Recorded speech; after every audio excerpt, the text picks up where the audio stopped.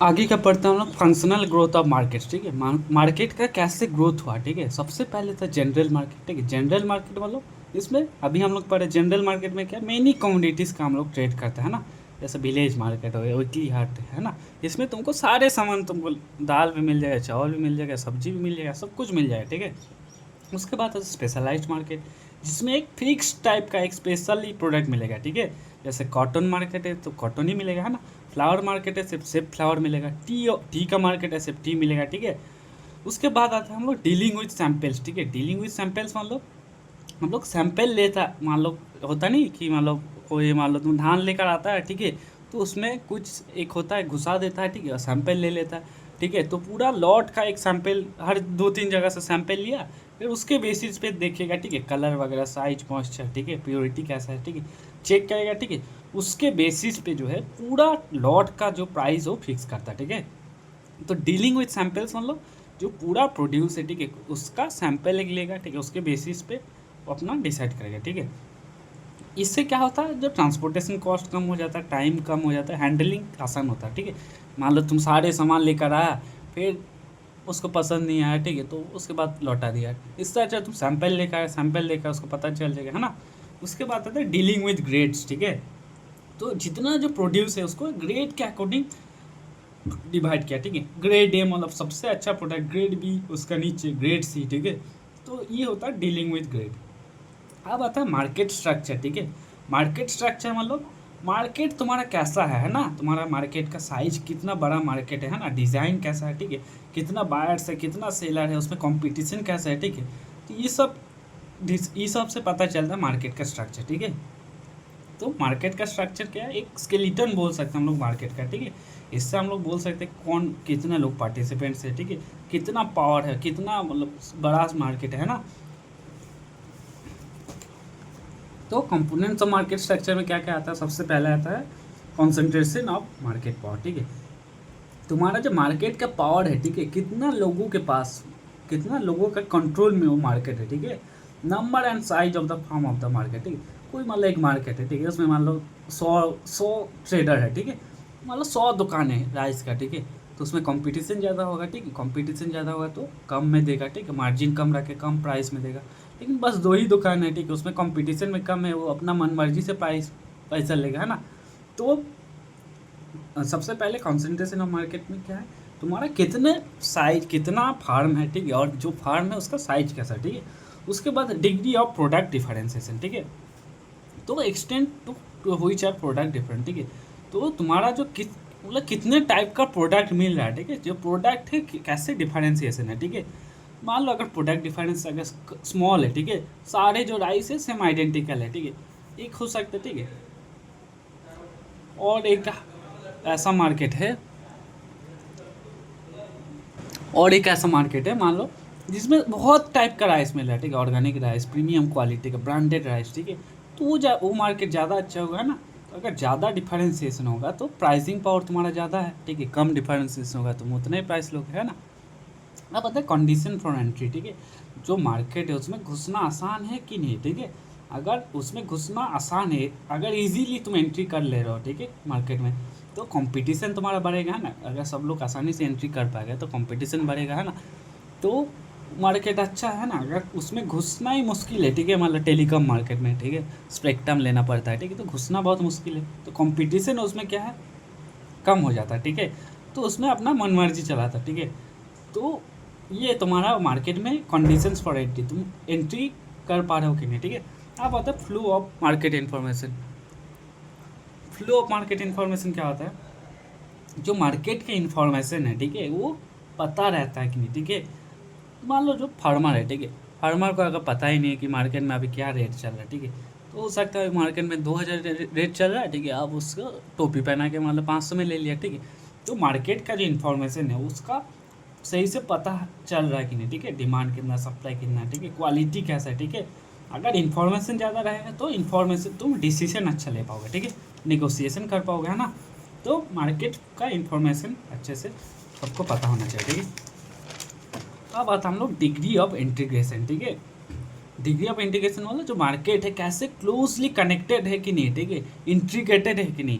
ठीक है, अगर मान लो बिहार का मार्केट यूपी का मार्केट इंट्रीग्रेट रहेगा, ठीक है, तो हो सकता है बिहार में कभी प्राइस कम हो गया, ठीक है, तो यूपी में जाकर बेचेगा, ठीक है, और यूपी में कम हो गया तो बिहार में आकर, तो अगर मार्केट इंटीग्रेटेड है, ठीक है, तो यूनिफॉर्म प्राइस होगा, ठीक है, और जो गुड्स का मूवमेंट एफिशिएंटली होगा, ठीक है।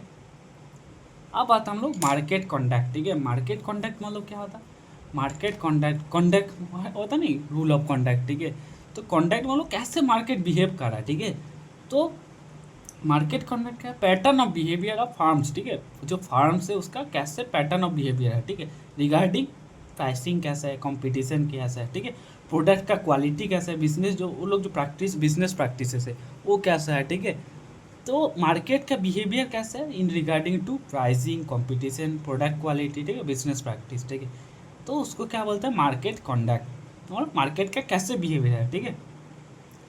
तो मार्केट कॉन्डक्ट का क्या क्या कंपोनेंट है, ठीक है, सबसे पहले कंपोनेंट है market sharing and price setting, ठीक है। मान लो दो ट्रेडर है, ठीक है, अब दोनों के बीच में कंपटीशन चल रहा है, ठीक है, उसको देखकर ये प्राइस कम कर रहा है, उसको देखकर ये और कम कर रहा है, ठीक है, दोनों का लॉस हो जाए, ठीक है। अब दोनों मान लो अपना एग्रीमेंट कर लिया कि ये नॉर्थ वाला एरिया उधर तुम बेचो, डिस्ट्रीब्यूशन तुम करना, ठीक है, मान लो अमूल और रेड खाओ, ठीक है, दोनों कंपटीशन में, अब दोनों का ही बहुत कंपटीशन में दोनों का सेल नहीं हो रहा, ठीक है, अब दोनों मान लो ये कर लिया कि इस इलाका में रिटेलर के साथ तुम बेचो, इस एरिया में बेचूंगा, ठीक है, दोनों का फायदा है ना। तो ये क्या है, मार्केट से दोनों मार्केट अपना समझौता करके मार्केट शेयर कर लिया और प्राइस सेटिंग कर लिया, ठीक है, कंपटीशन कम हो जाए तो शेयर अपना प्राइस सेट कर लिया, ठीक है। पॉलिसीज टू कोआरएस राइवल्स, ठीक है, जो लार्ज कंपनी से तो बड़ा कंपनी जैसे जियो जो है, ठीक है, फ्री में दे देकर अब जो छोटा और जो कंपनी था सबको बंद करा दिया है ना, तो ये जो है अनफेयर कंपटीशन है, ठीक है। तो ये क्या है, पॉलिसीज टू कोयर्स राइवल्स, ठीक है, जो राइवल से उसको तुम कट आउट कर देना, ठीक है। प्रोडक्ट क्वालिटीज पॉलिसी, ठीक है, जो प्रोडक्ट तुम मिल रहा है, ठीक है, मार्केट में जो है, अगर तुमको मान लो प्राइस कम है लेकिन प्रोडक्ट ही तुमको अच्छा नहीं मिल रहा है, ठीक है, तो तुम्हारा लिए खराब है, ठीक है। तो मार्केट का कॉन्डक्ट मतलब मार्केट में प्रोडक्ट वगैरह पैकेजिंग, प्योरिटी, ग्रेडिंग, ठीक है, ये सब भाई अच्छा होना चाहिए, ठीक है। अब आते हैं हम लोग मार्केट परफॉर्मेंस, ठीक है, मार्केट परफॉर्मेंस मान लो जो मार्केट है, ठीक है, वो कैसे परफॉर्म कर रहा है, ठीक है, मार्केट का कैसे परफॉर्म है, ठीक है, मार्केट का परफॉर्मेंस तुम कैसे मेज़र कर सकते हो, ठीक है। अगर मान लो अगर मार्केट में मान लो जो प्राइसिंग वगैरह है, ठीक है, लोगों को सही दाम में प्राइस मिल रहा है, ठीक है, एफिशिएंटली है ना, मार्केटिंग जो एफिशिएंटली है, ठीक है, तुम बोल सकते हो कि मार्केट का परफॉर्मेंस अच्छा है ना। तो मार्केट स्ट्रक्चर मतलब हम लोग अभी पढ़े, ट्रेडर वगैरह कितना है, ठीक है, मार्केट कॉन्डक्ट मतलब हेल्दी कंपटीशन अगर होना अच्छा होना चाहिए, ठीक है, और मार्केट परफॉर्मेंस मतलब उसका प्राइसिंग वगैरह फेयर होना चाहिए और मार्केटिंग एफिशिएंट होना चाहिए, ठीक है। तो गुड मार्केट परफॉर्मेंस तुम कब बोल सकते हो, ठीक है, एक अच्छा मार्केट क्या है अकॉर्डिंग टू, तो अगर उसमें क्या है, प्रोडक्शन पैटर्न, ठीक है, तो मान लो अगर गेहूँ का प्रोडक्शन बढ़ गया, ठीक है, तो market should handle it efficiently, ठीक है, अगर तुम जो मार्केट में अगर प्रोडक्शन ज़्यादा हो गया, ठीक है, तो मार्केट का इतना क्षमता होना चाहिए जो प्रोडक्शन ज़्यादा होगा उसको हैंडल कर पाए, ठीक है। अगर मान लो मार्केट में डिमांड ज़्यादा हो गया, कंज्यूमर का डिमांड बहुत ज़्यादा है, ठीक है, तो मार्केट को उस हिसाब से रिस्पॉन्ड करना चाहिए, ठीक है, मार्केट उसको पूरा कर पाए, ठीक है। कॉस्ट पैटर्न क्या है, जो उस मार्केट में तुम बेच रहे हो उसमें मार्केटिंग कॉस्ट जो है कम होना चाहिए, रीजनेबल होना चाहिए, ठीक है। उसके बाद टेक्नोलॉजी चेंजेस, जो मार्केट जो है नया नया जो टेक्नोलॉजी चेंजेस आ रहा है, ठीक है, मान लो पहले हम लोग मेज़र कैसे करते थे, हम लोग का ऐसा वो था ना, बटर मतलब उसको उस एक साइड बटर रखते थे, एक साइड वो सामान रखते थे ना, उसके बाद अभी डिजिटल आ गया, ठीक है, तो मार्केट का जो है डिजिटल पेमेंट आ गया, ऑनलाइन ट्रेडिंग, ठीक है, जो नया नया जो चेंजेस नया टेक्नोलॉजी को मार्केट को अडॉप्ट करना चाहिए, ठीक है। तो क्या क्या गुड मार्केट मतलब क्या हो गया, सबसे पहले जो प्रोडक्शन पैटर्न है, ठीक है, प्रोडक्शन अगर बढ़ रहा है तो मार्केट को उसको एफिशिएंटली हैंडल कर पाए, ठीक है। डिमांड पैटर्न, अगर डिमांड बढ़ रहा है तो मार्केट शुड रिस्पॉन्ड, ठीक है। कॉस्ट पैटर्न मतलब मार्केटिंग कॉस्ट कम होना चाहिए, ठीक है। टेक्नोलॉजिकल चेंज मतलब अगर टेक्नोलॉजी चेंज हो रहा है तो मार्केट उसको अडॉप्ट करे, ठीक है। अब आता हम लोग criteria to measure market performance, ठीक है। तो मेजर कैसे करोगे मार्केट का परफॉर्मेंस, ठीक है। सबसे पहले एफिशिएंसी इन रिसोर्स यूज, ठीक है, तुम्हारा जो जो रिसोर्स है वो वेस्ट नहीं होना चाहिए, ठीक है। तो एक अच्छा जो मार्केट होगा तो तुम्हारा जो रिसोर्स है उसको एफिशिएंटली यूज़ कर पाएगा, ठीक है। अगर तुम्हारा गुड रोड है तो तुम्हारा ट्रांसपोर्टेशन कॉस्ट कम हो जाएगा, ठीक है। उसके बाद आता है मोनोपोली प्रॉफिट चेक, ठीक है। ऐसा मार्केट में मोनोपोली नहीं होना चाहिए, ऐसा नहीं कि कोई एक सिंगल फर्म सारे सब कुछ कंट्रोल कर लिया और बाकी सबको एक्सप्लॉइट कर रहा है, ठीक है। तो मोनोपोली कंट्रोल होना चाहिए, ठीक है। डायनामिक प्रोग्रेसिवनेस, ठीक है। डायनामिक प्रोग्रेसिवनेस मतलब जो नया नया टेक्नोलॉजी आ रहा है, जो प्रोग्रेसिव होना चाहिए, मार्केट धीमे धीमे ग्रो करे, एडॉप्ट करे, ठीक है। मान लो अभी ई नाम आ गया, ठीक है, इलेक्ट्रॉनिक जो है मंडी आ गया, ठीक है। तो मार्केट को एडॉप्ट करना चाहिए, ठीक है। तो डायनामिक, मार्केट को डायनामिक होना चाहिए और प्रोग्रेसिव होना चाहिए, ठीक है। उसके बाद आते हैं इक्वलिटी प्रमोशन, ठीक है। इक्वलिटी प्रमोशन क्या है, स्मॉल फार्मर्स को भी बेनिफिट मिलना चाहिए। ऐसा नहीं कि मार्केट में स्मॉल फार्मर गया उसका एक्सप्लॉइटेशन हो गया, ठीक है, लार्ज फार्मर्स जो है उसको एक्सप्लॉइट कर रहा है, ठीक है। तो इक्वलिटी होना चाहिए जी, छोटा व्यापारी है और बड़ा व्यापारी, दोनों के बीच में इक्वलिटी होना चाहिए, ठीक है।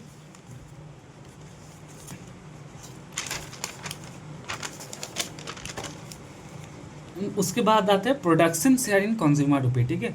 प्रोड्यूसर शेयर इन कंज्यूमर रुपये, ठीक है। मान लो एक सामान, मान लो कंज्यूमर, मान लो दूध का पैकेट मान लो, ठीक है। कंज्यूमर उसके लिए 100 रुपया दिया, ठीक है। अब फार्मर के पास मान लो 80 रुपया गया, ठीक है। तो बीच में जो 20 रुपया गया वो मार्केटिंग कॉस्ट हो गया, ठीक है। जो डीलर है, रिटेलर है, उसको बीच में डिवाइड हो गया, ठीक है। अगर ऐसा है तो गुड परफॉर्मेंस है। लेकिन मान लो फार्मर को 100 रुपया में से 20 ही रुपया मिला, ठीक है। तो तुम्हारा कंज्यूमर जो रुपी है उसका प्रोड्यूसर के पास उसका कितना शेयर जा रहा है, बहुत कम जा रहा है ना, 20% ही जा रहा है। तो तुम्हारा मार्केट का परफॉर्मेंस खराब है ना। अब बताना प्रोड्यूसर सरप्लस। प्रोड्यूसर सरप्लस क्या होता है, कंज्यूमर सरप्लस का अपोजिट होता है, ठीक है। हम लोग पढ़े थे पहले, ठीक है। तो मान लो फार्मर चाहता था कि 100 रुपया मेरा बेचे, ठीक है। आप मान लो डिमांड और सप्लाई होके जो प्राइस फिक्स हुआ मान लो 150 रुपया में, ठीक है। तो 50 रुपया जो एक्स्ट्रा मिला ये हो गया उसके लिए प्रोड्यूसर सरप्लस, ठीक है। जितना एक्सपेक्ट किया तो उससे जितना ज़्यादा मिला वो हो गया प्रोड्यूसर सरप्लस, ठीक है। अब प्रोड्यूसर सरप्लस दो टाइप का हो सकता है, एक हो गया मार्केटेबल और एक हुआ मार्केटेड, ठीक है। मार्केटेबल मतलब कितना क्वांटिटी जो है, मार्केटेबल मतलब मार्केटेबल कितना वो कर सकता है, ठीक है। मार्केटेबल तो कितना क्वांटिटी अवेलेबल है टू फॉर सेल, ठीक है। या फिर वो विलिंग टू सेल, कितना बेचना चाह रहा है, ठीक है। After meeting all personal and farm requirement, ठीक है। मान लो 100 क्विंटल वो गेहूँ उगाए, ठीक है। अब उसमें से कुछ अपने लिए रख लेगा, ठीक है, ओन कंजप्शन के लिए रख लेगा, ठीक है। और कुछ सीड के लिए, सीड पर्पस के लिए रख देगा, ठीक है। अब जो जितना मान लो 80 क्विंटल बचा, ठीक है, 80 क्विंटल जो है मार्केटेबल सरप्लस है, जितना अवेलेबल फॉर सेल, ठीक है, या फिर विलिंग टू सेल, ठीक है। अब आता है मार्केटेड सरप्लस। मार्केटेड सरप्लस क्या है, जितना एक्चुअली मार्केट में बेच रहा है, ठीक है। 80 में से मान लो अब उसको 80 में से मान लो 70 बेचा, ठीक है। बीच में 10 कहाँ गया, हो सकता है कि स्टोरेज फैसिलिटी नहीं था, उसके बीच में ख़राब हो गया, ठीक है। हो सकता है कि वो स्टोरेज कर लिया, ठीक है। हो सकता है दाम सही नहीं मिल रहा, ठीक है। तो कितना मार्केट में एक्चुअली वो सोल्ड कर रहा है, ये हो गया मार्केटेड सरप्लस, ठीक है।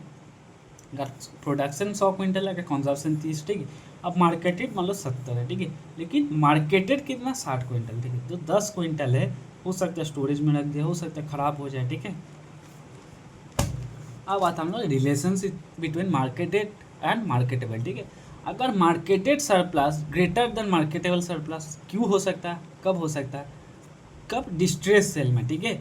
डिस्ट्रेस सेल क्या है, मान लो कोई 1000 रुपया लोन लिया, ठीक है, फार्मर, ठीक है।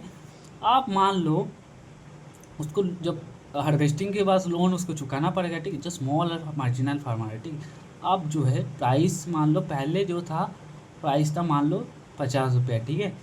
तो 50 रुपया है, आप 50 रुपया जब 50 × 2 20 क्विंटल मान लो उसको बेचना पड़ता, तब जाके उसको, अगर वो 20 क्विंटल बेच देता तो उसको 1000 रुपया मिल जाता, 1000 रुपया देकर अपना जो डेब्ट लिया था, कर्ज लिया था, चुका देता, ठीक है। आप मान लो 50 रुपया से कम होकर मान लो प्राइस गिर गया 25 रुपया, ठीक है। लेकिन 1000 रुपया उसको चुकाना ही पड़ेगा, है ना। तो क्या करेगा, जितना मार्केटेड है, मतलब जितना मार्केटेड सरप्लस था उससे भी ज़्यादा बेच दिया, ठीक है। तो मार्केटेबल जितना था, जितना बेचना चाहता था उससे भी ज़्यादा वो बेच दे रहा है, ठीक है। अब उसको 40 क्विंटल बेचना पड़ेगा, ठीक है। तो इसलिए जो है marketed surplus greater than marketable हो गया, ठीक है। अपना खाने को भी अभी पहले उसको लोन चुकाना है, ठीक है। उसके बाद सोचेगा कि नेक्स्ट सीजन में कर पाऊंगा कि नहीं, ठीक है। तो ये होता है डिस्ट्रेस सेल में, ठीक है। अब marketed surplus less than marketable surplus, ये नॉर्मल होता है ना, तो जो लार्ज फार्मर है, ठीक है। तो मान लो वो कुछ स्टॉक में रख दिया, ठीक है, जितना मार्केटेबल है उतना पूरा नहीं बेचा, ठीक है। तो वो सोचा कि स्टॉक में रख लेता हूँ, अभी प्राइस कम है, ठीक है, तो बेचना नहीं चाह रहा, ठीक है। अब केस 3 क्या हो सकता है, marketed surplus greater than marketable surplus, ठीक है। ये कब हो सकता है, जो पेरिसेबल प्रोडक्ट हो गया, मिल्क, वेजिटेबल, फ्लावर, ये सब में हो सकता है, ठीक है। क्यों, क्योंकि ये सब प्रोडक्ट तुम स्टॉक में नहीं रख सकते हो, है ना। जितना तुम उगाओगे सब पूरा ही तुमको भेजना पड़ेगा, ठीक है, क्योंकि इसको तुम स्टोर नहीं कर सकते ज़्यादा देर, है ना। इसलिए marketed is equal to marketable, ठीक है। आप बताओ ना फैक्टर्स अफेक्टिंग मार्केटेबल सरप्लस, ठीक है। मार्केटेड मार्केटेबल सरप्लस, ठीक है। क्या क्या फैक्टर्स इसको अफेक्ट करता है, ठीक है। सबसे पहले साइज ऑफ होल्डिंग, ठीक है। साइज ऑफ होल्डिंग से कैसा होगा, मान लो तुम्हारा बड़ा लैंड है, ठीक है, तुम्हारा होल्डिंग जो बड़ा है, ठीक है, तो तुम्हारा प्रोडक्शन ज़्यादा होगा, है ना। तो प्रोडक्शन ज़्यादा होगा तो तुम्हारा खर्चा तो कम ही है ना, तुम कितना ही कंज्यूम कर लोगे, ठीक है। प्रोडक्शन ज़्यादा होगा तो तुम बेचोगे ही, है ना। तो तुम्हारा मार्केटेबल सरप्लस भी बढ़ जाएगा, ठीक है। अब मान लो प्रोडक्शन, ठीक है, प्रोडक्शन है, प्रोडक्शन के साथ अभी प्रोडक्शन तुम्हारा बढ़ेगा तो तुम ज़्यादा बेचोगे, है ना, क्योंकि फैमिली कंजम्पशन ये सब तो कांस्टेंट ही रहता है, ठीक है। अब आता है प्राइस ऑफ कमोडिटी, ठीक है। तो इसमें प्लस भी हो सकता है और माइनस भी हो सकता है, ठीक है। कैसे हो सकता है, ये जो कॉन्सेप्ट जो पॉजिटिव वाला जो दिया था, कौन दिया था, वी.एम. दांडेकर, ठीक है, वी.एम. दांडेकर और राज कृष्णा, ठीक है। ये क्या बोला था, अगर प्राइस बढ़ेगा तो सोचेगा कि मैं ज़्यादा बेच देता हूँ, क्योंकि अभी प्राइस बहुत ज़्यादा है ना, तो मार्केटेबल सरप्लस बढ़ जाएगा, ठीक है। ये हो गया प्लस। और नेगेटिव इन्वर्स रिलेशनशिप भी हो सकता है, ठीक है। इन्वर्स रिलेशनशिप जो है कौन समझाया था, पी.एन. माथुर और एम एजिटिकल, ठीक है, एजिटिकल, पी.एम. माथुर और एजिटिकल, ये समझाया था, ठीक है। इन्वर्स रिलेशन ये कैसा है कि हमारा इंडिया में जो है मार्जिनल, मेनली स्मॉल और मार्जिनल फार्मर है, ठीक है। अगर प्राइस उसका कम हो गया, ठीक है, लेकिन उसको डेट जो है, अभी इस कॉन्सेप्ट में मैं समझाया ना पहले, तो उसको कर्ज तो चुकाना ही पड़ेगा, ठीक है। तो अभी अगर प्राइस कम हो गया, ठीक है, वही वाला मान लो 1000 रुपया लोन लिया, ठीक है, अभी मार्केट में अगर 50 रुपया प्राइस चल रहा है, ठीक है, तो आप उसको 20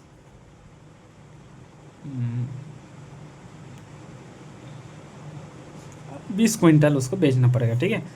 अब मान लो प्राइस 50 से कम होकर हो गया, मान लो 25 हो गया, ठीक है, तो उसको कर्ज जो 1000 रुपये उसको चुकाना ही है, ठीक है। अगर नहीं चुकाएगा तो घर वर सब सीज कर लेगा, ठीक है। तो 20 क्विंटल की जगह 40 क्विंटल बेचना पड़ेगा, ठीक है। तो प्राइस कम हुआ लेकिन उसका मार्केटेबल सरप्लस जो है, मार्केटेड सरप्लस जो है बढ़ गया, है ना। तो ये हो गया नेगेटिव इनवर्स रिलेशनशिप, ठीक है। कौन बोला था, पी.एन. माथुर और एजिटिकल, ठीक है। और पॉजिटिव रिलेशन कौन बताया था, वी.एम. दांडेकर और राजा कृष्ण, ठीक है। अब आता हम लोग फैमिली साइज के रिलेशन, ठीक है। अगर मान लो तुम्हारा फैमिली साइज बड़ा हो जाएगा, ठीक है, फैमिली साइज बड़ा मतलब तुम्हारा कंजप्शन बढ़ जाएगा, है ना।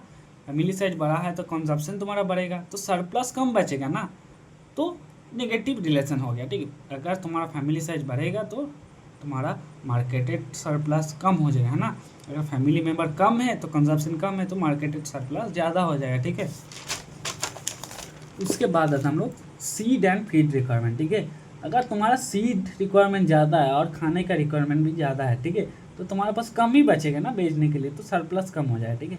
अब नेचर ऑफ कमोडिटी, ठीक है, जैसे पेरिसेबल कमोडिटी है उसमें तुमको पूरा बेचना ही पड़ेगा, है ना, तो इसमें इक्वल हो जाता है। अब आते हैं कंजप्शन हैबिट से, कंजप्शन हैबिट से कैसे डिपेंड करता है, मान लो कोई केरला का फार्मर है, ठीक है, अब वो राइस उगाए, ठीक है, अब वो राइस को ज़्यादा कंज्यूम करता है ना, केरला में केरला बंगाल ये सब में राइस कंज्यूम करता है, ठीक।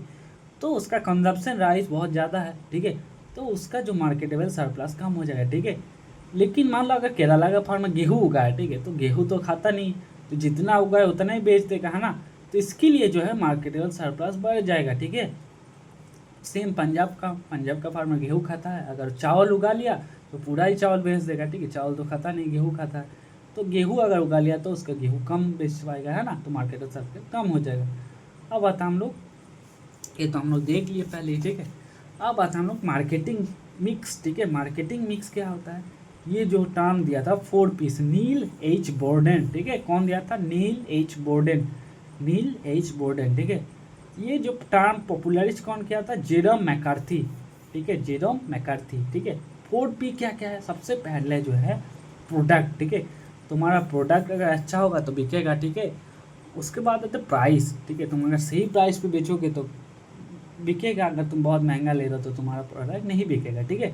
उसके बाद प्लेस, ठीक है, प्लेस क्या है, मान लो तुमको गर्मी का, मान लो तुम अभी मान लो बिहार में गर्मी है, ठीक, अब तुम ठंडा वाला कपड़ा लेकर आ रहे हो बेचने, ठीक है, उधर बिकेगा नहीं। लेकिन अब यही कपड़ा तुम लेकर जाओ हिमाचल प्रदेश में तो उधर बिकेगा। तो प्लेस भी डिपेंड करता है। और प्रमोशन, तुम अगर प्रमोशन नहीं करोगे किसी को पता ही नहीं चलेगा तुम बेच रहे हो, ठीक है, तो बिकेगा नहीं।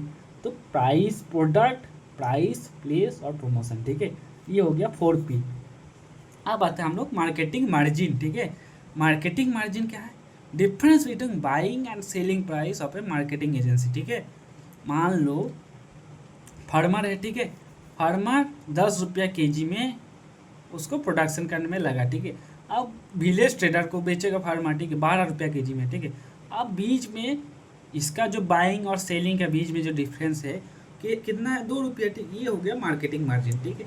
अब विलेज ट्रेडर 12 रुपया में खरीदा, अब होलसेलर को कितने में बेचेगा, 15 रुपया में बेचेगा, ठीक है। इसका दोनों का बीच में जो डिफरेंस है 3 रुपया है, ठीक है। तो ये हो गया इसका मार्केटिंग मार्जिन, ठीक है। तो बाइंग प्राइस और सेलिंग प्राइस के बीच में जो डिफरेंस है ऑफ डिफरेंट मार्केटिंग एजेंसी, ठीक है, उसको हम लोग क्या बोलते हैं, मार्केटिंग मार्जिन, ठीक है। तो मार्केटिंग मार्जिन क्यों लगता है? विलेज ट्रेडर मान लो 12 रुपये में खरीदा, ठीक है। अब वो ट्रांसपोर्ट करके ले जाएगा सिटी में, ठीक है, तो उसका कुछ ट्रांसपोर्टेशन कॉस्ट होगा, हो सकता है स्टोरेज किया होगा, लेबर कॉस्ट, ठीक है, रिस्क लिया, ठीक है। तो इसलिए जो है मार्केटिंग मार्जिन होता है, ठीक है। अब आता हम लोग प्राइस स्प्रेड, ठीक है। प्राइस स्प्रेड क्या है? कस्टमर प्राइस और फार्मर प्राइस के बीच में जो डिफरेंस है, ठीक है। मान लो कंज्यूमर जो है एक चीज़ को, मान लो चावल को 20 रुपया पर किलो में खरीदा, ठीक है, लेकिन फार्मर के पास गया कितना, 10 रुपया पर किलो, ठीक है। तो फार्मर प्राइस है और जो कंज्यूमर कस्टमर प्राइस है उसके बीच में जो कितना स्प्रेड हुआ, ठीक है, कितना प्राइस स्प्रेड हुआ, ये होता है प्राइस स्प्रेड, ठीक है। इसमें डिफरेंट कॉस्ट, इसमें क्यों प्राइस स्प्रेड क्यों होता है? कि बीच में बहुत सारे रहता है ना, विलेज ट्रेडर, होलसेलर, ठीक है, तो बीच में बहुत सारे मार्केटिंग एजेंसी रहता है, ठीक है, पैकेजिंग कॉस्ट रहता है, ट्रांसपोर्टेशन कॉस्ट रहता है, storage cost, processing cost, capital cost, ठीक है, ये सब रहता है। इसलिए जो है इसको वर्टिकल स्प्रेड भी बोलते हैं, ठीक है। प्राइस स्प्रेड को क्या बोलते हैं हम लोग? वर्टिकल स्प्रेड बोलते हैं, ठीक है।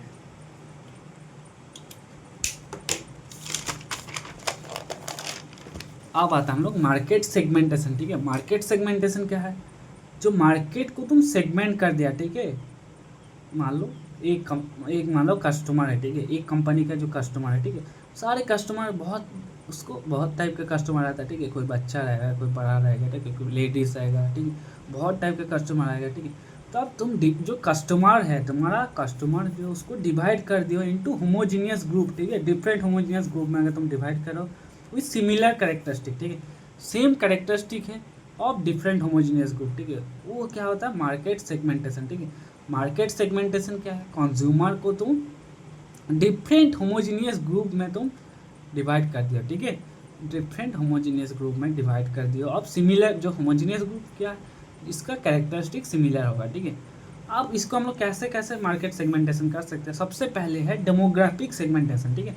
डेमोग्राफी के बेसिस पे हम लोग सेगमेंटेशन किया, ठीक है। सबसे पहले हो सकता है एज के बेसिस पे, ठीक है, बच्चा, बूढ़ा, ठीक है। उसके बाद जेंडर के बेसिस पे कर सकते हैं, इनकम के बेसिस पे कर सकते हैं, ठीक है, मान लो कोई बड़ा इनकम वाला है, ठीक है, एडुकेशन के बेसिस पे, ठीक है, ऑक्यूपेशन के बेसिस पे हम लोग कर सकते हैं, ठीक है। मान लो मैं अपना प्रोडक्ट है, तो मेरा मान लो टारगेट, मान लो जो ऑक्यूपेशन जो आईटी वाला है, ठीक है, जो आईटी में काम करता है, मेरा मान लो मुझे ब्लू लेंस वाला चश्मा भेजना है, ठीक है। तो मेरा कौन कौन ऑक्यूपेशन वाला मेरा टारगेट होगा, है ना, जो आईटी में काम कर रहा है, जो कंप्यूटर में गेमिंग करता है, वो लोग मेरा काम होगा, है ना। तो ऑक्यूपेशन के बेसिस पे, एडुकेशन के बेसिस, मान लो मुझे बेचना है, कुछ बुक बेचना है, ठीक है, फाइनेंस के रिलेटेड, ठीक है, तो किसको बेचना है, जो फाइनेंस पढ़ रहा है, ठीक है, वो मेरे एडुकेशन के बेसिस पे, ठीक है, इनकम के बेसिस पे। ये हो गया डेमोग्राफिक। जियोग्राफिक क्या है? On the basis of location, ठीक है। मान लो तुमको ठंडा कपड़ा बेचना है तो कोल्ड रीजन में बेचोगे, रेनकोट बेचना है तो हाई रीजन। तो जियोग्राफी मतलब लोकेशन के बेसिस पे तुम सेगमेंट कर दियो, ठीक है। बिहेवियरल सेगमेंटेशन क्या है? तुम on the basis of buying behaviour, ठीक है, बाइंग बिहेवियर के लिए बेसिस पे तुम सेगमेंट किया, ठीक है। मान लो जो मतलब बहुत डेटा यूज़ करता है, ठीक है, उसके लिए तुम मान लो डेली 3 GB वाला डेटा लेकर आए, ठीक है, जो कम करता है उसके लिए 500 MB वाला लेकर आए हो, ठीक है, प्लान। तो तुम्हारा बिहेवियर कैसा है, ठीक है, उस बेसिस पे तुमको सेगमेंट किया, ठीक है। ये हाई, इसका बिहेवियर ऐसा है तो उसके बेसिस पे इसका बिहेवियर ऐसा है, ठीक है। अब आता है साइकोग्राफिक, ठीक है। साइकोग्राफिक क्या है? तुम्हारा लाइफस्टाइल, पर्सनैलिटी, वैल्यूज, इंटरेस्ट, ठीक है, उसके बेसिस पे, ठीक है। जो फिटनेस बैंड है, ठीक है, वो कैसे करते हैं? फिटनेस बैंड मान लो कोई फुटबॉल मान लो कोई फुटबॉलर मान लो फुटबॉल का सामान बेचता है, ठीक है, वो किसको बेचेगा? जिसका इंटरेस्ट फुटबॉल में है, ठीक है। जो मान लो जो जिम का कुछ मान लो कुछ प्रोटीन वाला ब्रांड है, ठीक है, तो किसको बेचेगा? जो मान लो जिम कर रहा है, ठीक है। तो तुम्हारा लाइफस्टाइल, पर्सनैलिटी, वैल्यू, इंटरेस्ट, उसके बेसिस पे अगर मैं डिवाइड कर दिया, ये हो गया साइकोग्राफिक, ठीक है। अब आता है हम लोग मार्केटिंग फंक्शन, ठीक है। मार्केटिंग फंक्शन क्या है? ऑल द एक्टिविटी, ठीक है, जितना small, all the small activity done while moving a product from producer to consumer, ठीक है। प्रोड्यूसर, फार्मर प्रोड्यूस किया, ठीक है, और कंज्यूमर तक पहुँचा, उसके बीच में जो भी काम होता है, मार्केट में जो भी एक्टिविटी होता है, ठीक है, वो होता है मार्केटिंग फंक्शन, ठीक है। और फार्मर से मान लो लेकर गया, ठीक है, उसके बाद स्टोरेज किया, उसके बाद ट्रांसपोर्ट किया, फिर जाकर होलसेलर के पास गया, होलसेलर रिटेल, फिर से ट्रांसपोर्ट किया रिटेलर के पास। तो बीच में जो भी तुम्हारा all the small activity done, जो भी एक्टिविटी होता है वो होता है मार्केटिंग फंक्शन, ठीक है। मार्केटिंग फंक्शन क्यों जरूरी है? क्योंकि अगर मार्केटिंग फंक्शन नहीं हुआ तो क्रॉप्स तुम्हारा स्पॉइल हो जाएगा, ख़राब हो सकता है, ठीक है। स्टोरेज मान लो तुम नहीं किया, ख़राब हो जाएगा, ठीक है। फार्मर्स जो है मे नॉट गेट बायर्स, ठीक है, फार्मर्स को हो सकता है अगर मार्केटिंग फंक्शन नहीं हुआ तो बायर्स नहीं मिलेगा, ठीक है। कंज्यूमर जो है उसको प्रोडक्ट नहीं मिलेगा, ठीक है। प्राइजेज जो है अनफेयर हो जाएगा, ठीक है। इसलिए मार्केटिंग फंक्शन जरूरी है, ठीक है। तो मार्केटिंग फंक्शन में क्या है, इसका क्या काम है? हम लोग फेयर, ये हेल्प करता है हम लोग रिड्यूसिंग द लॉस को रिड्यूस करने में, ठीक है। जो फार्मर है और कंज्यूमर है उसको कनेक्ट करने में हेल्प करता है, ठीक है। प्राइस को फेयर प्राइस में हेल्प करता है, ठीक है। और जो smooth movement of goods, goods का स्मूथ मूवमेंट में हेल्प करता है, ठीक है। तो मार्केटिंग फंक्शन क्या है, उसको क्लासिफिकेशन करता है, ठीक है। सबसे पहले है एक्सचेंज फंक्शन, ठीक है। सबसे इंपॉर्टेंट फंक्शन का एक्सचेंज है ना। मार्केटिंग में हम लोग क्या करते हैं, एक सामान इससे जाकर दूसरे पास जाता है ना, एक्सचेंज होता है ना प्रोडक्ट का। तो एक्सचेंज जो है method of buying and selling, ठीक है। तो एक्सचेंज में क्या क्या मेथड है? सबसे पहले हाथा मेथड, ठीक है। हाथा मेथड क्या है? इसमें जो है एक क्लॉथ रहेगा, ठीक है। क्लॉथ के अंदर दो लोग अपना हाथ इसके अंदर हाथ से इसमें, ठीक है, ऐसा ऐसा मान लो क्या होता है, प्राइस जो है क्लॉथ के नीचे रहेगा, ठीक है, फिक्स होगा। अपना उंगली मान लो हो सकता है इसमें ये क्लिक किया तो इसका मान लो मैं और प्राइस देना चाहता हूँ, ठीक है। इसमें क्लिक किया तो मैं नीचे और नहीं देना चाहता, ठीक है। तो कोई अंडर एक क्लॉथ के अंदर अपना फिंगर से सिग्नल देगा, ठीक है। फिंगर से सिग्नल होगा between buyers and commission agent, ठीक है। ये जो है सीक्रेट बीटिंग होता है, ठीक है। इसका लेकिन प्रॉब्लम क्या है, ये ट्रांसपेरेंट नहीं है, ठीक है। और फार्मर को हमें मैक्सिमम टाइम एक्चुअल प्राइस नहीं मिलता, ठीक है। उसके बाद आता हम लोग सेल थ्रू नेगोशिएशन, ठीक है। नेगोशिएशन की जो बायर और जो सेलर है, ठीक है, वो लोग डिस्कशन करता है और नेगोशिएट करके ये बोलता, मान लो 100 रुपया बोला कि नहीं 70 रुपया देंगे, ये बोला नहीं इतना कम में नहीं होगा, अब दीजिए 90 रुपया, ठीक है। फिर से बोला कि नहीं मैं 75 दे सकता हूँ। ऐसे करते रहते मान लो नेगोशिएट करके 80 में डील क्लोज हुआ, ठीक है। इसमें जो हम लोग जैसे बार्गेनिंग करते हैं उस टाइप का है, ठीक है। ये हो गया सेल थ्रू नेगोशिएशन, ठीक है। अब आता है मोघाम मेथड, ठीक है। मोघाम मतलब harvest time before the harvest price is fixed, ठीक है। मोघाम मेथड में क्या होता है, मान ली लेंडर मान लो आया, फिर बोला कि मैं तुमको 10,000 दे रहा हूँ, ठीक है। अब तुमको जो है अभी मैं तुमको 10,000 उधार दे रहा हूँ, तुमको लेकिन क्रॉप मुझे ही बेचना पड़ेगा एट फिक्स प्राइस, ठीक है। प्राइस फिक्स कर दे, इतना रेट में तुमको मुझे बेचना पड़ेगा, ठीक है। अभी तुमको मैं उधार दे रहा हूँ, कोई ब्याज व्याज नहीं लूँगा, लेकिन मैं क्यों दे रहा हूँ उधार, इसका एक ही कंडीशन है कि तुमको मुझे ही बेचना पड़ेगा, ठीक है। ये हो गया मोघम मेथड, ठीक है। लेकिन इसमें क्या दिक्कत आता है, फार्मर का लॉस हो सकता है। अगर मान लो प्राइस जितना फिक्स किया मैक्सिमम टाइम कम में ही फिक्स होता है, ठीक है। मान लो 70 रुपये में फिक्स हुआ, ठीक है। लेकिन मार्केट में जब हार्वेस्ट हुआ तो मार्केट में प्राइस चला 100 रुपया, तो 30 रुपया लॉस हो गया ना फार्मर का। तो ये होगा मोघम मेथड। अब आता है ओपन ऑक्शन सेल, ठीक है। इसमें क्या है, जो बायर्स जो ओपनली बीट करता है, ठीक है। मान लो एक प्रोडक्ट दिखा, ये बायर बोला मैं 2,000 रुपया दूंगा, ये बोला 2,100, मैं बोला 2,200, ठीक है। ऐसा बीट होता रहेगा, जो बीट में जो जीतेगा उसको प्रोडक्ट मिल जाएगा, ठीक है। तो ओपन ऑक्शन सेल में क्या है, ट्रांसपेरेंट होता है, ठीक है। और इसमें फेयर प्राइस होता है, ठीक है। और ये रेगुलेटेड मार्केट में बहुत कॉमन है, ठीक है। सबसे कॉमन क्या है, रेगुलेटेड मार्केट में सबसे कॉमन ओपन ऑक्शन सिस्टम, ठीक है। अब आता हम लोग क्लोज टेंडर सिस्टम, ठीक है। क्लोज टेंडर सिस्टम में क्या है, जो गवर्नमेंट परचेसिंग वगैरह जो होता है ये सब में होता है, ठीक है। मान लो गवर्नमेंट बोला कि ये वाला काम करना है, ठीक है। अब सब टेंडर सबमिट करेंगे, ये बोलेंगे मैं 10,000 में कर दूंगा, कोई बोला कि 9,000 में कर दूंगा, ठीक है, कोई 6,000 में। तो सबसे कम में जो बोला उसको बेच दिया, ठीक है। तो इसमें जो है सील्ड में बीड्स अपना सबमिट करता है, ठीक है। किसी को नहीं, बाकी का बीड किसी को नहीं पता, ठीक है। जो हाईएस्ट टेंडर होता है वो जीत जाता है, ठीक है। मान लो कोई सामान दिया, अब मान लो कोई बोला इसके लिए मैं 10,000 दूंगा, कोई बोला 11,000 दूंगा, ठीक है, जो ज़्यादा सबसे ज़्यादा लिखेगा उसको मिल जाए। तो गवर्नमेंट में ये सब होता है, गवर्नमेंट परचेज में एक क्लोज बिड सिस्टम होता है, ठीक है। अब आता है हम लोग फिजिकल मूवमेंट फंक्शन, ठीक है। फिजिकल मूवमेंट क्या क्या होता है, मार्केट का फिजिकल मूवमेंट फंक्शन क्या होता है, सबसे पहले ट्रांसपोर्टेशन होता है ना। मान लो जो प्रोड्यूस होता है विलेज में प्रोड्यूस किया, ठीक है, विलेज से मान लो डिस्ट्रिक्ट का मार्केट में गया, ठीक है, डिस्ट्रिक्ट का मार्केट से सिटी में गया, ठीक है।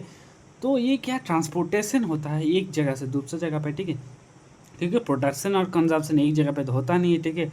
तो ये हो गया ट्रांसपोर्टेशन, ठीक है। अब ट्रांसपोर्टेशन अगर इम्प्रूवमेंट हो गया तो क्या हो सकता है, अगर ट्रांसपोर्टेशन इम्प्रूव हो गया तो डिलीवरी तुम्हारा बहुत फास्ट होगा, ठीक है। जो ट्रांसपोर्टेट में जो ख़राब हो जाता है स्पॉइलेज, ठीक है, मान लो बहुत दिनों से ट्रांसपोर्ट है तो ख़राब हो जाता है, वो कम होगा, ठीक है।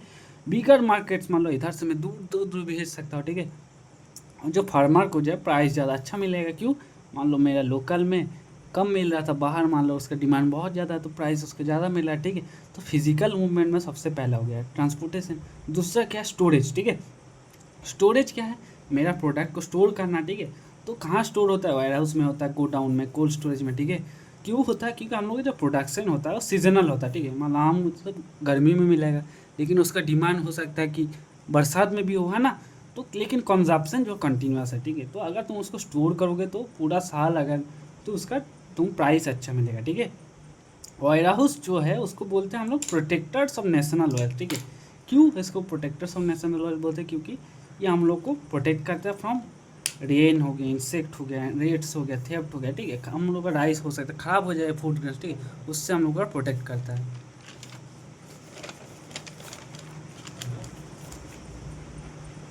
अब आता हम लोग functions of changing the form of product, ठीक है। तो मार्केटिंग में हम लोग जो प्रोडक्ट होता है उसका फॉर्म को भी चेंज करता है, ठीक है।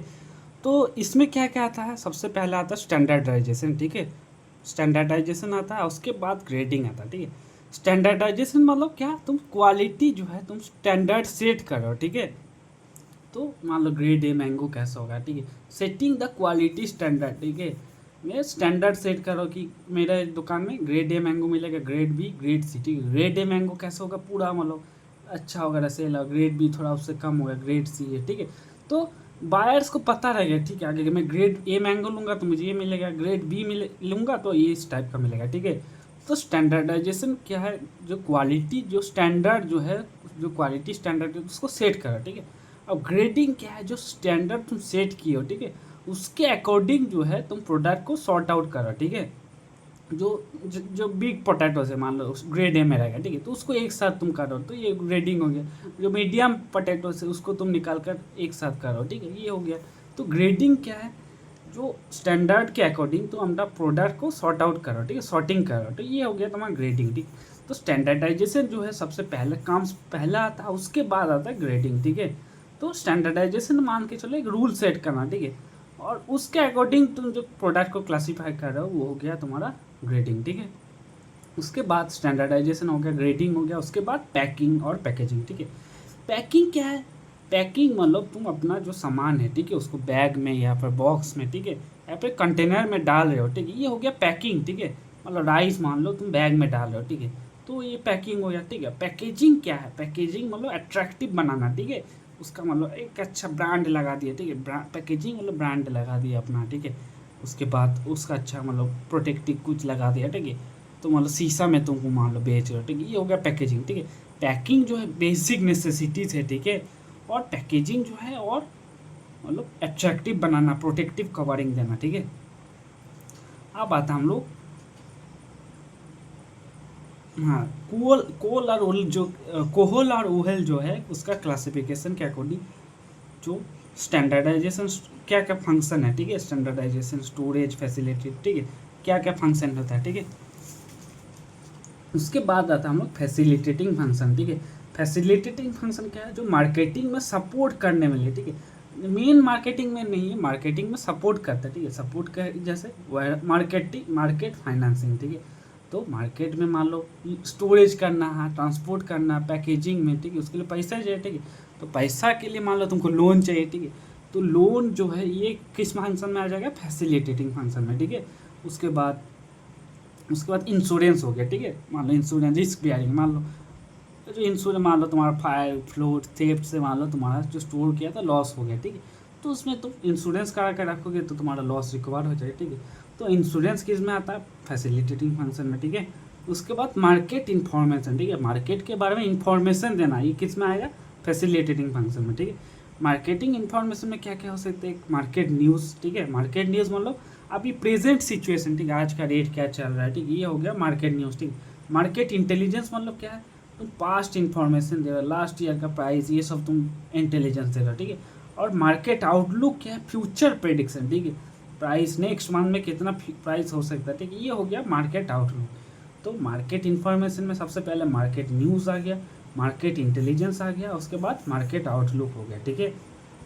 ये मार्केट इन्फॉर्मेशन की बेसिस पे अपना फार्मर जो है डिसाइड करेगा कि मुझे अभी बेचना है, कब बेचना है, कहाँ बेचना है, ठीक है, क्या ग्रो करना है, ठीक है, ये सब हो जाता है, ठीक है। अब आते हैं एक इम्पॉर्टेंट टर्म जो है warehouse receipt. Warehouse receipt क्या है, फार्मर मान लो अपना वेयर हाउस गेहूँ मान लो वेयर हाउस पे स्टोर किया, ठीक है।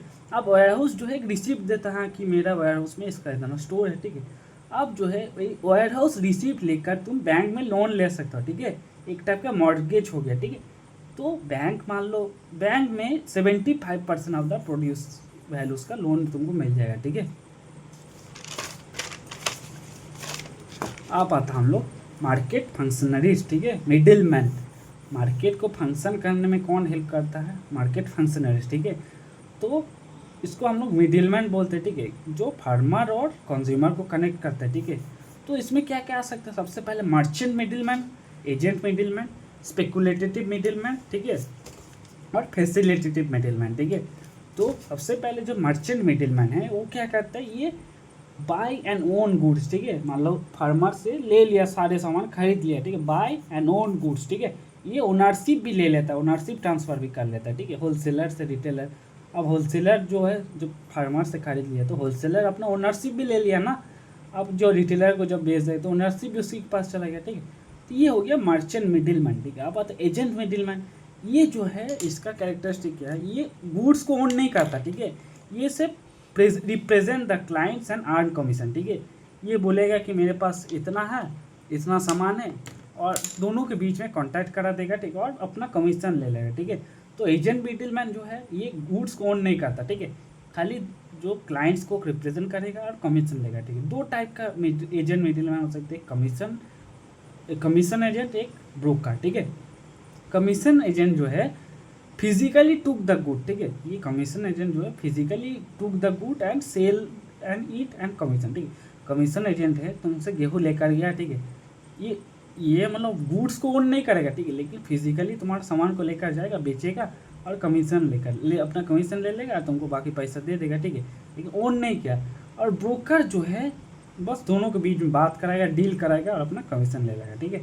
अब आता है स्पेकुलेटिव मिडिल मैन, ठीक है, ये लोग क्या है, मान लो ये लोग स्पेकुलेशन लगाता, ठीक है। अभी जैसे मार्केट में कि आलू का डिमांड बढ़ने वाला है तो बल्क में आलू खरीद लिया, ठीक है, अब बाद में जाकर जब प्राइस बढ़ गया तब बेच दिया, ठीक है। मान लो अभी मार्केट में 20 रुपया किलो अनियन है, ठीक है। अब अपना इन्फॉर्मेशन वगैरह ये किया, स्पेकुलेशन किया कि ऑनियन का प्राइस बढ़ने वाला है, ठीक है, 35 रुपया होने वाला है, मतलब उसको नहीं पता कितना होने वाला है, मान लो उसको स्पेकुलेट किया बढ़ने वाला है, ठीक है। अब कम में खरीद लिया, अपना स्टोर में सेव कर लिया, अब जब प्राइस बढ़ गया तब जाके बेच दिया और प्रॉफिट कमा, ये हो गया स्पेकुलेटिव मिडिलमैन, ठीक है। अब आता हम फैसिलिटेटिव मिडिलमैन, ठीक है। फैसिलिटेटिव मिडिलमैन क्या है, ये अपना गुड्स जो है उसको गुड्स को सामान सब वगैरह नहीं खरीदता, ठीक है, लेकिन सर्विस देता, ठीक है। सर्विस क्या है, जैसे हमाल्स, ठीक है, हमाल्स क्या है, जो ट्रक में लोड करता है, ठीक है, लोडर्स, ठीक है, वो मैन जो वेट करता है, ग्रेडर्स जो अच्छा सामान को ये करता है, ठीक है, अच्छा जो बुरा ग्रेड करता है, ठीक है, एडवर्टाइजर, ऑक्शनर्स, ये सब हो गया सर्विस करता है, ठीक है, ये लोग ओन नहीं करता गुड को, ठीक है, ये हो गया फैसिलिटेटिव मिडिलमैन, ठीक है। अब आता हम लोग डिटर्मिनेट्स ऑफ सप्लाई और डिटर्मिनेट्स ऑफ डिमांड, ठीक है। तो सप्लाई जो है, सप्लाई क्या है, कितना जो सेलर से कितना बेचना चाहता है एट ए गिवन प्राइस, ठीक है, इस प्राइस में वो कितना विलिंग टू सेल, ठीक है। तो सप्लाई किस किस चीज़ पे डिपेंड करता है, सबसे पहला प्राइस ऑफ गुड्स, ठीक है। अगर तुम्हारा गुड्स का प्राइस बढ़ गया, ठीक है, प्राइस अगर बढ़ गया तो सप्लाई तुम्हारा बढ़ेगा, है ना, क्योंकि प्राइस अगर सही मिल रहा है तो सब लोग बेचना चाहेगा, सप्लाई बढ़ेगा। अगर प्राइस ऑफ गुड कम हो गया तो सप्लाई कम हो जाएगा, ठीक है। उसके बाद क्या, प्राइस ऑफ रिलेटेड गुड, ठीक है। मान लो चाय और कॉफ़ी, ठीक है। अब मान लो चाय का प्राइस बहुत बढ़ गया, ठीक है, अब लोग कॉफ़ी में शिफ्ट करेंगे, कॉफ़ी का प्राइस ठीक है, ठीक है। तो रिलेटेड गुड्स का प्राइस पे डिपेंड करता है, ठीक है, सप्लाई। उसके बाद price of production, factors of production, ठीक है। मान लो जो फैक्टर्स ऑफ प्रोडक्शन क्या, सीड, फर्टिलाइजर, लेबर, ठीक है, ये सब का कॉस्ट अगर बढ़ गया, ठीक है, तो लोगों का मतलब पैसा ज़्यादा खर्चा हो रहा है, ठीक है, तो उसका प्रोडक्शन कम हो जाएगा, तो सप्लाई भी कम हो जाएगा, ठीक है। कॉस्ट ऑफ प्रोडक्शन, अगर कॉस्ट ऑफ प्रोडक्शन बहुत ज़्यादा हो रहा है, ठीक है, तो प्रॉफिट उसका कम आएगा, है ना, क्योंकि कॉस्ट ऑफ प्रोडक्शन उसका ज़्यादा, तो प्रॉफिट कम बढ़ जाए तो प्रोडक्शन कम कर देगा, तो सप्लाई कम हो जाएगा, ठीक है। इंडस्ट्री स्ट्रक्चर, ठीक है, अगर बड़ा इंडस्ट्री, बड़ा फार्म है, ठीक है, तो सप्लाई ज़्यादा होगा, है ना। लॉजिस्टिक्स एंड ट्रांसपोर्टेशन, अगर अच्छा रोड है, ट्रांसपोर्टेशन अच्छा है, तो सामान तुम्हारा ख़राब नहीं होगा, है ना, दूर दूर से भी सामान आ सकता है, तो सप्लाई ज़्यादा हो जाएगा, ठीक है। उसका प्रोडक्शन टेक्निक्स, अगर अच्छा टेक्नोलॉजी आ गया, ठीक है, तो प्रोडक्शन बढ़ जाएगा, सप्लाई भी बढ़ जाएगा, ठीक है। उसका नेचुरल कंडीशन, जैसे अगर रेनफॉल वगैरह मान लो बहुत ज़्यादा हो गया तो सप्लाई बढ़ जाएगा, ठीक है। ड्रॉ, सप्लाई कम हो जाएगा, है ना। उसके बाद मान लो ड्रॉट मान लो आ गया, मान लो तो मान लो आ गया तो सप्लाई कम हो जाएगा, ठीक है। बाढ़ आ गया, सप्लाई कम हो जाएगा। अगर रेनफॉल बहुत अच्छा हो रहा है, ठीक है, तो सप्लाई बढ़ जाएगा, है ना। अब आता हम लोग डिमांड क्या होता है। डिमांड मान लो बाजार में कितना डिमांड है, ठीक है, तो desire backed by ability and willingness to buy, ठीक है, विलिंगनेस टू बाय होना चाहिए और एबिलिटी टू पे होना चाहिए, ठीक है। तो डिमांड किस किस चीज़ पे डिपेंड करता है, सबसे पहले प्राइस ऑफ कमोडिटी, ठीक है, प्राइस अगर बढ़ गया तो डिमांड कम हो जाएगा। रिलेटेड गुड्स, है ना, रिलेटेड गुड्स मतलब कॉफ़ी का प्राइस बढ़ गया तो टी का डिमांड बढ़ जाएगा, है ना। प्राइस, इनकम ऑफ कंज्यूमर का इनकम अगर बढ़ गया तो डिमांड बढ़ जाएगा, है ना। टेस्ट एंड प्रेफरेंस, ठीक है, मान लो आप लोग मान लो योगा वगैरह, हेल्थ कॉन्शियस हो रहा है, ठीक है, तो ऑर्गेनिक फूड का डिमांड बढ़ गया, है ना। कंज्यूमर का एक्सपेक्टेशन, ठीक है, कंज्यूमर मान लो सोच रहे कि हो सकते हैं फ्यूचर में इसका प्राइस बढ़ जाए, ठीक है, तो अभी इसका डिमांड मान लो बढ़ जाता है, ठीक है। क्रेडिट पॉलिसी क्या है, अगर मान लो इजीली लोन मिल रहा है तो प्रोडक्शन ज़्यादा होगा, ठीक है, तो प्रोडक्शन ज़्यादा होगा तो लोगों को नौकरी मिलेगा तो डिमांड बढ़ जाएगा, ठीक है। अब और मार्केट डिमांड फैक्टर्स, ठीक है, पूरा ये तो इंडिविजुअल डिमांड हो गया, ठीक है। मार्केट डिमांड क्या है, मतलब पूरा अगर पॉपुलेशन साइज बढ़ रहा है, ठीक है, तो डिमांड बढ़ेगा, ठीक है। अगर इनकम डिस्ट्रीब्यूशन मान लो इक्वल है, ठीक है, इक्वल है तो डिमांड बढ़ेगा। अगर मान लो इनकम डिस्ट्रीब्यूशन मान लो किसी के पास बहुत पैसा है, किसी के पास कम है, ठीक है, तो ऐसा होगा तो डिमांड कम हो जाएगा, है ना। क्लाइमेट, ठीक है, उसका गवर्नमेंट पॉलिसी सब चीज़ पे भी डिपेंड करता है, ठीक है।